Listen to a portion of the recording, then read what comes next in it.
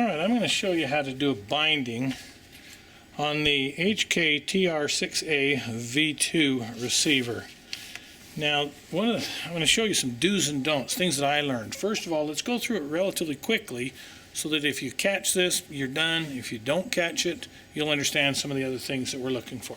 First of all, I'm going to take my binder, I'm going to short out my battery. And when I do the short out the battery segment on the receiver, that's the top one, BAT, put your loop across the top of it.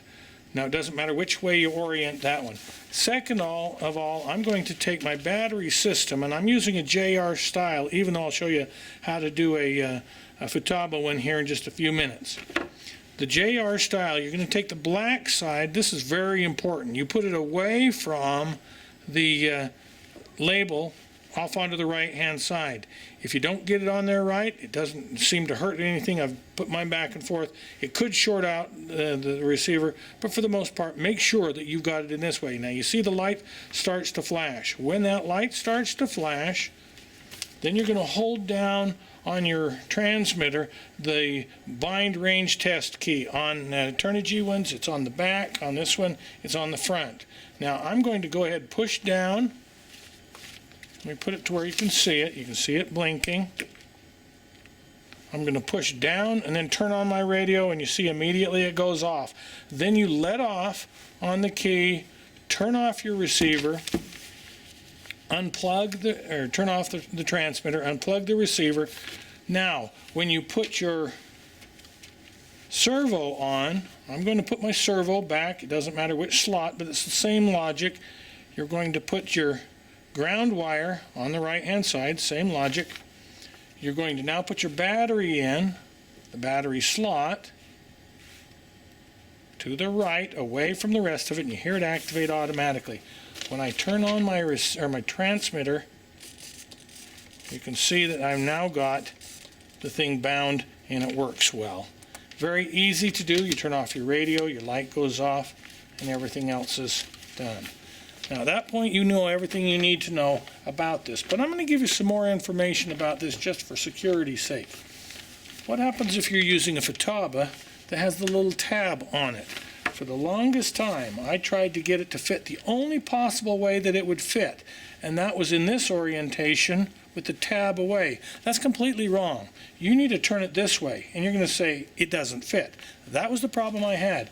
Just take a knife, scrape off that little tab, and then make sure that your black is away from the label, and you can bind it just as easily that way. But if you're using your Futaba batteries, that's the problem that you're going to have. That was the problem that I had. Other than that, it's relatively straightforward. Another thing that I wanted to show you is on there, on the Hobby King TR6A V2 transmitter, I'm actually using Energizer rechargeable batteries in it, and when I couldn't get it to bind, I thought, well, maybe this.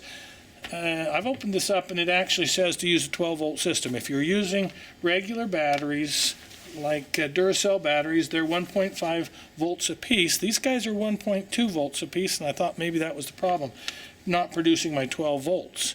It only produces 10 volts. Once I got the problem with the batteries for the receiver, that cured itself. So you can use these. Don't misunderstand that you think because your voltage is different that you can't.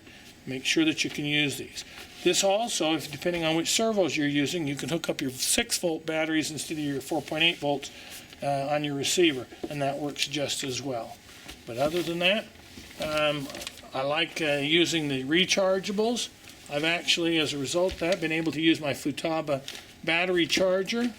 It still works inside the transmitter, still charges those, and you can see I've got full charge on it. And this is the only thing. When I first bought my batteries, I had to quick charge them on a regular charger. I was able to put it on now using my Futaba charger to maintain my charge anytime that I need. Other than that, very slick. Right now these guys are running about $9 in Hobby King. You order them. They do take a while to get there because they are coming out of China, but they're a great little receiver.